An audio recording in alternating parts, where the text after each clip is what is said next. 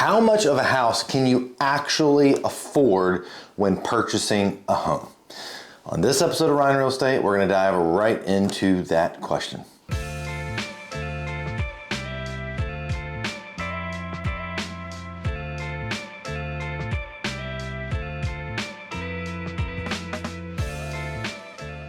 All right, so here's the question. How much home can you actually afford? What does it actually cost you, and what should you actually spend when purchasing a home? And we're gonna take into account more just from a mortgage standpoint.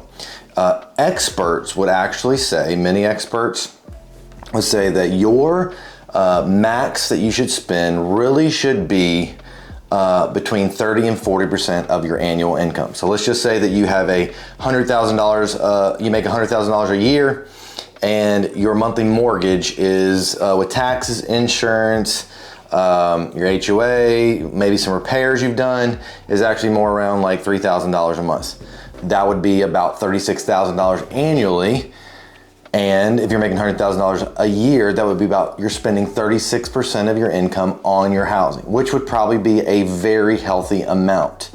But there are people out there that are spending 50, 60, 70% of their income into housing, barely making it by doing that. And actually in 2020, 46% of American renters spent 38% of their income on housing.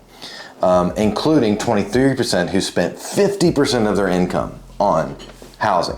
What you don't want to be is in that type of a situation, because that's what we call in this industry house poor.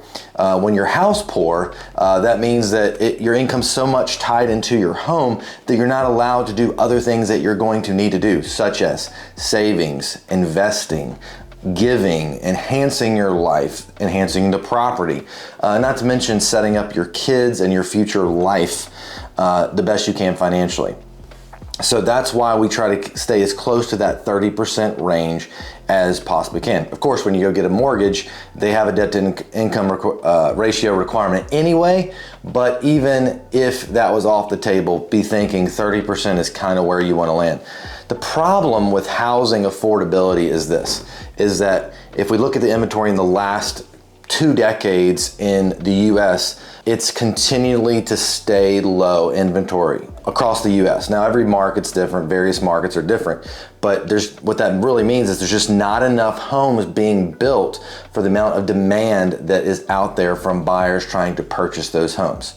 And based on just pure economics, supply demand, that means that those prices are going to continue to rise. And then the problem enters in here where wages have not risen at the same amount that housing prices have done. So therefore, housing is becoming less and less affordable for the majority of Americans. So as you're looking and thinking about purchasing a home, I really encourage you to make sure that you are looking at staying at only putting in about 30% of your income into that mortgage payment, taxes, insurance, and repairs as you can. Again, my encouragement, play it safe, get that as low as you possibly can. If you have any questions, we would love to help you figure that out. But I just wanted to answer this question because I think a lot of people are asking, like, what should my monthly payment be in consideration of my annual income? Another episode of Ryan Real Estate. We will see you next time. Also check out a couple other videos that we've done, and we would love to help you in any way that we can. We're right here in Houston, Texas, and have a great week.